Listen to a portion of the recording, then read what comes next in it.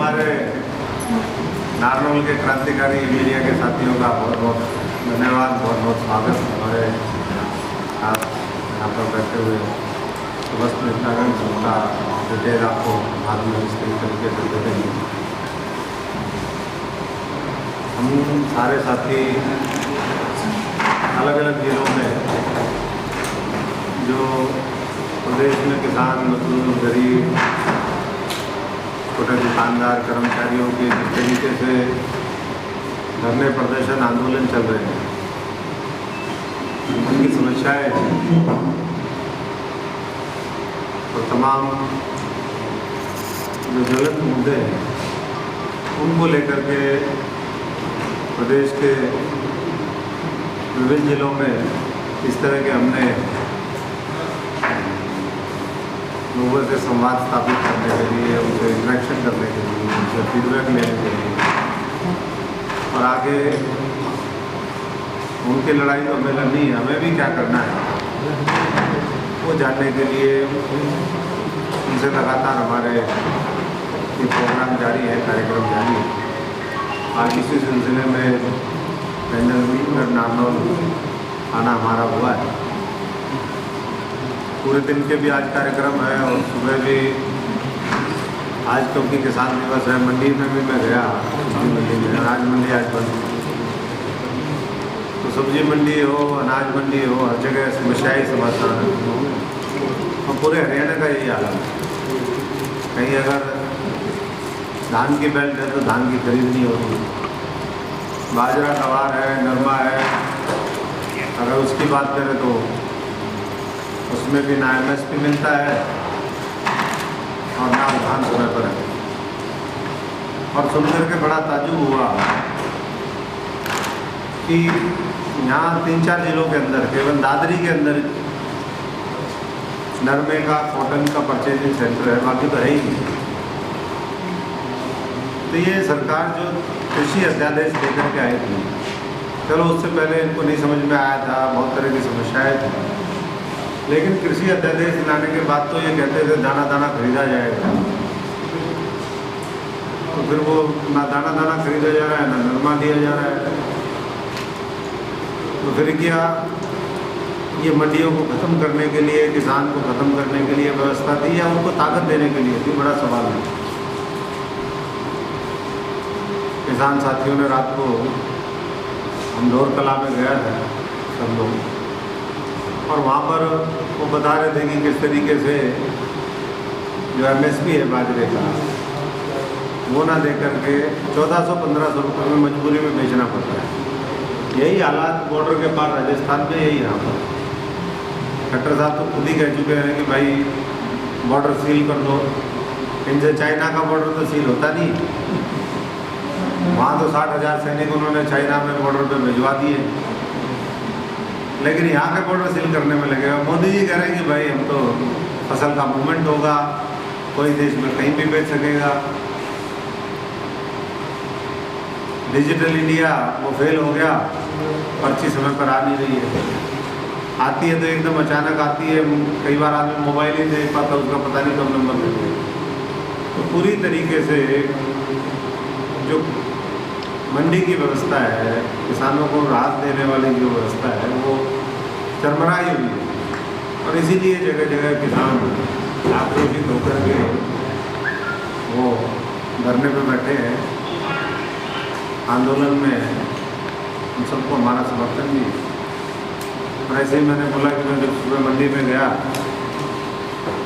मंडी में साथी बता रहे थे कि भाई 50% जो है केवल बिजनेस है।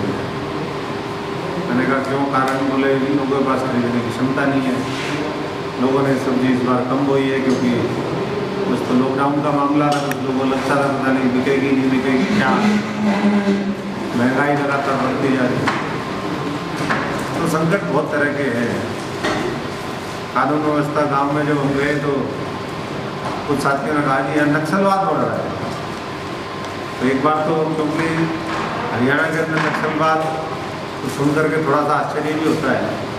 मैंने कहा नक्सलवाद का मतलब आपका क्या है? बोले कि नक्सलवाद का मतलब ये है कि अवैध रूप से हर गांव के अंदर 40-50 हथियार है।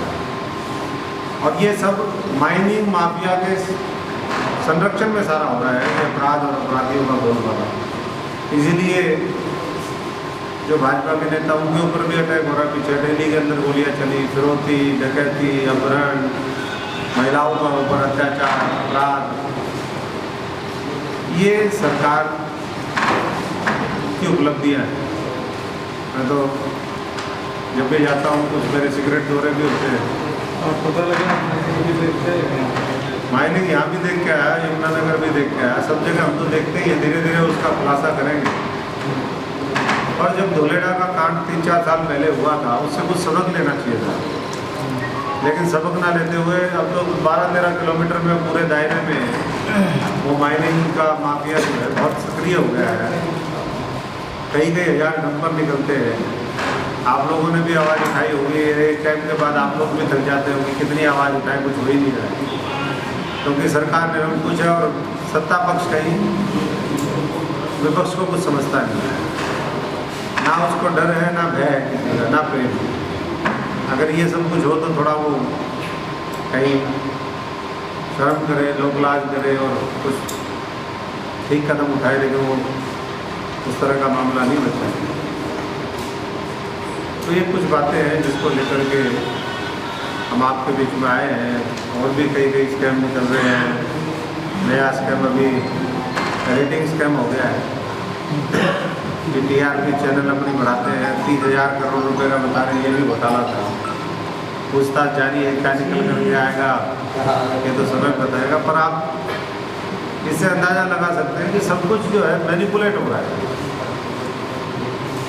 नीतियाँ बड़े बड़े उद्योगपति, महापूंजीपति वो मैनिपुलेट कर रहे हैं।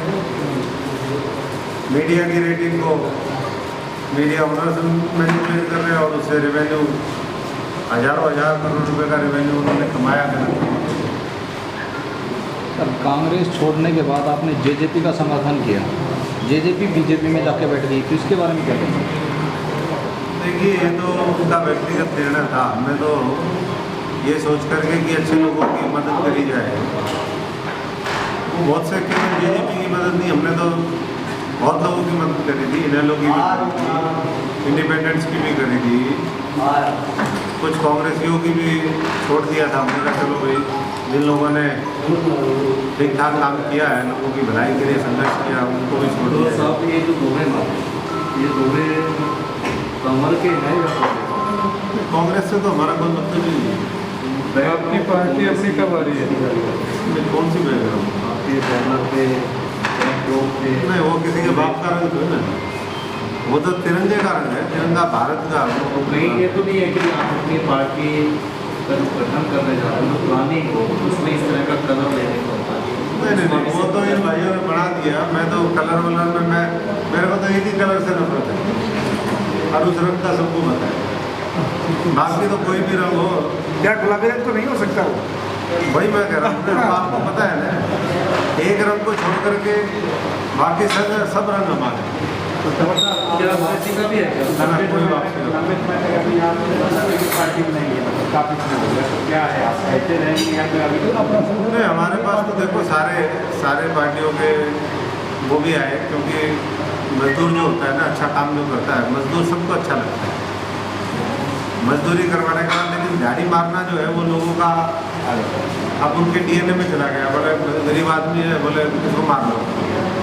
ऐसे ही लोगों ने सोचा था कि वो हमारे सारे जो साथी हैं उनकी दिहाड़ी मार लेंगे। कुछ हद तक मार भी ली, लेकिन हम दोबारा सारे साथी खड़े हुए हैं। हमारा तो साधारण परिवार के, गैर राजनीतिक पारिवारिक पृष्ठभूमि के अच्छे संघर्षशील ईमानदार लोगों को आगे लाने का हमेशा रहा है। और ये जब से हमने राजनीति शुरू करी, देश के अलग अलग कोणों में जब भी मौका मिला, हमने उन्हीं की लड़ाई लड़ी और आगे भी उनकी लड़ाई मजबूती से लड़ेंगे। हरियाणा के माने थे या स्पेशल किसी नहीं, हम तो पूरे हरियाणा में थे। तंवर साहब, बड़ौदा उपचुनाव में किसकी तरफ रुख रहेगा? नहीं, रुख तो अगर कोई, मैंने तो बोला है, ये भारतीय जनता पार्टी और कांग्रेस जिस तरीके से मिलकर आपस में साठगांठ करके राजनीति कर रहे हैं, इनका तो सफाया होना चाहिए। लेकिन अब जनता, क्योंकि कई बार विकल्प एकदम तो तैयार नहीं होता है, तो जब तक अच्छा विकल्प तैयार हो तब तक वो किसके साथ चलेंगे। कोई पंचायती उम्मीदवार होगा, वहाँ लोग कह रहे हैं कि पंचायती उम्मीदवार खड़ा करें, कोई अच्छा होगा तो देखेंगे। मैं वहाँ होकर क्या कांग्रेस प्रदेश में मजबूत विपक्ष की भूमिका निभा रही है? वो तो देश में ही नहीं निभा रही। वो होते तो संसद में क्या ये कानून पास होता क्या? उन्होंने जून में 5 जून को बीजेपी बात को छोड़ के हरियाणा में किस पार्टी को ठीक मानते जो आप लोग? मैं वही कह रहा हूँ, अभी तो कोई ठीक है ही नहीं है। जब तक ठीक नहीं होगा तब तक जनता फैसला करेगी। कोई पंचायती उम्मीदवार आएगा, कोई और देखेंगे। और नहीं तो जो है, मैं समझता हूँ कि ये तो एक बाई इलेक्शन, इससे कोई फर्क तो पड़ने वाला ज़्यादा है नहीं। सरकार जिसकी है उसकी चलेगी। और उसको जब समर्थन दे रहा हो विपक्ष, पूरा विपक्ष का नेता, तो फिर तो क्या बन जाता है। आप सबको पता है कि लोग पिछले विधानसभा चुनाव में भी भारतीय जनता पार्टी को ठिकाने लगाना चाहते थे, उसको घर बिठाना चाहते थे। लेकिन लोग बीजेपी के साथ मिलकर टिकट बांट रहे थे। उनको लगता था कि भाई ये तो कांग्रेस तो आएगी नहीं, तो उन्होंने उसी हिसाब से टिकट का डिस्ट्रीब्यूशन किया ताकि नाम हो जाए कांग्रेस का। अब बेटा जिता करके फिर मोदी से मिलने गए। मोदी की गोदी उनको अच्छी लगती है। नाम ले दो ना। नाम क्या, सबको पता है भाई। अब उनका प्लान ये है कि बीजेपी जीते विधानसभा बीजेपी को जिताने में लगी हुई है। जनता चाहती है बीजेपी हारे, और कांग्रेस के नेता चाहते हैं कि बीजेपी जीते। अब कौन जीतेगा ये तो समय बताएगा, लेकिन इस तरह की राजनीति का अंत होना चाहिए। उसके लिए हमारे प्रयास पहले भी जारी थे, आगे भी जारी रहेंगे, और आज भी हम उसके लिए कदम उठाएंगे। दूसरे विरोधी पार्टी से की जाएगी। देखिए अभी तो समय वो बताएगा। अभी तो सब साथियों से विचार विमर्श कर रहे हैं। हम जैसे यहाँ सबसे मिल रहे थे तो सब साथियों ने कहा कि जी विकल्प तैयार करो। हमने कहा विकल्प अगर आप तैयार करने के लिए तैयार है तो विकल्प भी तैयार होगा। आप हमारा साथ दो, हम आपका देंगे। जैसे सुभाष चंद्र बोस कहते थे कि भाई तुम मुझे खून दो, मैं तुम्हें आज़ादी दूंगा। तो हम ये कह रहे हैं कि भाई आप हमारा साथ दो तो विकल्प तो अपने आप खड़ा हो जाएगा। अब सुभाष पार्क में सुबह हम गए, पूरी दुर्दशा है, बाथरूम रखे हुए, उसमें कोई दरवाजे तक नहीं है, कोई साफ सफाई नहीं। एकमात्र पार्क, मैं पूरे हरियाणा के शहरों में जाता हूँ, हर जगह सुबह जाकर मॉर्निंग वॉक भी करते हैं और भी जगह जाते हैं। इससे बुरा हाल मैंने कहीं नहीं देखा कि एक भी शहर का पार्क वो ठीक से काम न करे। वहाँ मैंने वो झूले से लगे हुए हैं और यंग बच्चे वहाँ पर थे, तो एक बंदर ऊपर से चढ़ा, नीचे वो बंदर झूल रहे हैं उसमें। चलो बंदरों का भी अधिकार है, लेकिन कहने का मतलब ये है कि वो सारे जो अव्यवस्था है, कुर्सियाँ जो सीमेंट की बनी हुई है, वो जो सोफे से बने हैं, वो सारे तोड़ रखे हैं। कोई कुछ है ही, केवल लूटने पे ध्यान है। हर आदमी का इस पर फोकस है कि आपका व्यूज किस तरफ जा रहा है। हर एक के दिमाग में ये बोल रहा है कि आप उसको आप क्लियर नहीं बता रहे। क्लियर विकल्प तैयार कर रहे हैं या किसी पार्टी की तरफ से? देखो क्लियर ही है मामला। तो मोटा मोटा तो जब हमें भाजपा और दोनों कांग्रेस से कोई मतलब नहीं है, तो फिर तो कुछ ना कुछ ये सब विकल्प की तो बात कर रहे हैं। क्या आप इस तरफ जा रहे हैं? बिल्कुल, देश के अंदर भी आज विकल्प, तीसरे विकल्प की ओर। बिल्कुल मैं समझता हूं कि आज विकल्प की जरूरत है। और वैकल्पिक राजनीति ही ये क्रॉनिक कैपिटलिज्म से, भ्रष्टाचार से, ये शोषण और दमन का जो चक्र चल रहा है उससे बचा पाएगी। और किसी के बस की बात नहीं है। तो खुद अडानी अंबानी की सरकार, ये चलाने वाले कौन है? यहाँ अंबानी को कई हजार एकड़ जमीन किसने दी? क्षेत्रीय पार्टी पे बड़ी मेहनत कर रही है। और मैंने तो पहले भी क्षेत्रीय पार्टी आई, बंसीलाल ने भी बनाई नहीं क्षेत्र, लेकिन इतनी वो सक्सेस नहीं होता है। आप कैसे कह सकते हैं कि ये क्षेत्रीय पार्टी रहेगी? हो सकता है राष्ट्रीय पार्टी यही बने आने वाले में। नहीं हो सकता। ये तो वोट शेयर बढ़ता जाएगा, राष्ट्रीय पार्टी बनती जाएगी। शुरुआत पार्टी बनाने जा रहे हैं, क्षेत्रीय पार्टी। देखिए पार्टी तो वोट शेयर में बनती है जब आप चुनाव में, पार्टी तो पार्टी होती है। जब भी उसका मामला बढ़ता जाता है वो राष्ट्रीय, अब जो छोटा होता है, अब हो सकता है थोड़े दिन में जो राष्ट्रीय कह रहे हैं उनका क्षेत्रीय से बुरा हाल हो जाए। अगर भविष्य में ऐसा लगा कि आपको पार्टी बनानी पड़ेगी तो क्षेत्रीय में पहले कदम रखेंगे, डायरेक्ट राष्ट्रीय स्तर पर? नहीं, मैं ये कह रहा हूँ भाई साहब, वो सिर्फ एक नाम होता है, नाम उसका कुछ भी आप रखिए। वो तो शुरुआत तो आपको किसी न किसी राज्य से करनी पड़ती है। क्षेत्रीय कहीं पार्टी ना कहीं से नहीं, क्षेत्रीय पार्टी उसको नहीं कहते, क्षेत्रीय और राष्ट्रीय तो वोट शेयर के ऊपर और कितने आप चुनाव लड़ते हैं उसके ऊपर है। लेकिन संगठन को खड़ा करने के लिए हम तो जब आप पूरे- पार्टी बनाएंगे हम तो पूरे देश में घूमेंगे। क्या नहीं होंगे तो हरियाणा के साथ दूसरे जो राज्य हैं देश आप के देखो, हर राज्यों में आप देखो हरियाणा में 2-3 पार्टी है, नाम लेने की जरूरत नहीं। वो कहते हैं कि ये राष्ट्रीय प्रधान महासचिव राष्ट्रीय, आज तक जो है सीटें कितनी आई है, तो जब वो राष्ट्रीय हो सकता है तो यहाँ तो है ही राष्ट्रीय सारा मामला। हमने तो 20 साल राष्ट्र की सेवा में गुजारे हैं।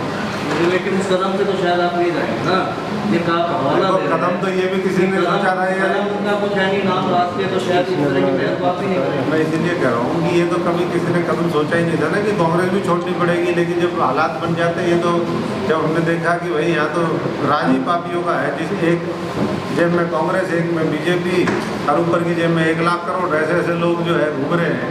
कांग्रेस छोड़ने के बाद आप कितना सकून महसूस कर रहे हैं? मैं बिल्कुल बहुत रिलैक्स हूँ, बहुत बढ़िया, मज़ा आ रहा है। जीवन का आनंद जो है वो आ रहा है। वो इसलिए कि लाखों साथी हमारे ऐसे थे जिन्होंने हमारा साथ दिया, करोड़ों ऐसे लोग थे जिनकी आस्था और विश्वास था और उनका एक जिम्मेदारी भी महसूस होती थी हमेशा। हमने छोड़ी क्यों? हमने छोड़ी इसलिए कि पार्टी के प्रेसिडेंट के तौर पर 5 साल 8 महीने अध्यक्ष में था। उन साथियों की जो कांग्रेस के लिए उस समय लड़ रहे थे, जो मेरे साथ जो दे रहे थे, जिन्होंने विधानसभा का घेराव किया, 50-50 डिग्री में साइकिलें चलाई, पैदल चले, हरियाणा जल रहा था, वहाँ जाकर के उनको लोगों को बचाने का काम किया और जिन्होंने तन मन धन से अपने बच्चों का पेट काट करके कांग्रेस को सींचने का काम किया। जो आज बैठे हैं वो तो कहीं थे ही नहीं मैदान में, 1 रुपया उन्होंने खर्चा नहीं, कहीं संघर्ष नहीं किया। वो तो यूँ कहते थे हाईकमान हमारी ठोकर पे, और हम उनको कहते थे हाईकमान कैसे ठोकर पे, तुम हमारी ठोकर पे। तो वो तो अब जो है वहीं बैठे हैं। उन्होंने कहा कोई बात नहीं भाई। तो वैसे जो लोग थे, हम तो उनके खिलाफ खड़े हुए थे और मैं समझता हूँ कि आगे भी जहाँ जहाँ गलत होगा मजबूती से हम लड़ाई लड़ेंगे। अक्सर देखा जाता है राजनीति में लोग मौका परस्त होते हैं, जहाँ मौका मिला, जहाँ सीट मिली, जहाँ लालच मिला, वहाँ लोग बैठ जाते हैं।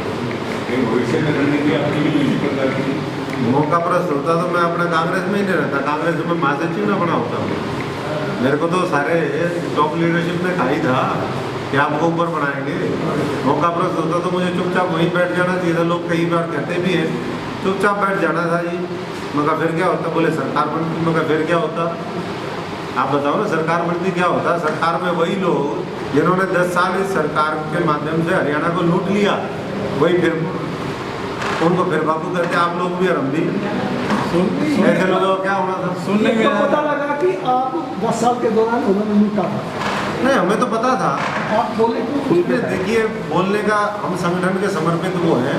बहुत सी चीज़ें समय के हिसाब से बोली जाती हैं और बहुत सी चीज़ें समय के हिसाब से बाद में पता चलती है। अब क्या क्या बाद में पता चला, क्या पहले पता चला, ये तो धीरे धीरे बताएंगे। आज पता सारी नहीं चला था, बाद में पता चला। नहीं, बहुत सी चीज़ों के ऊपर शंका थी, लेकिन जब जैसे जैसे हम फील्ड में रहे, लड़ाई चलती रही, वैसे वैसे और ज़्यादा सामने आपकी ये बातें स्थिति स्पष्ट में आई। अभी ये पता चला है कि आप बहुत बड़े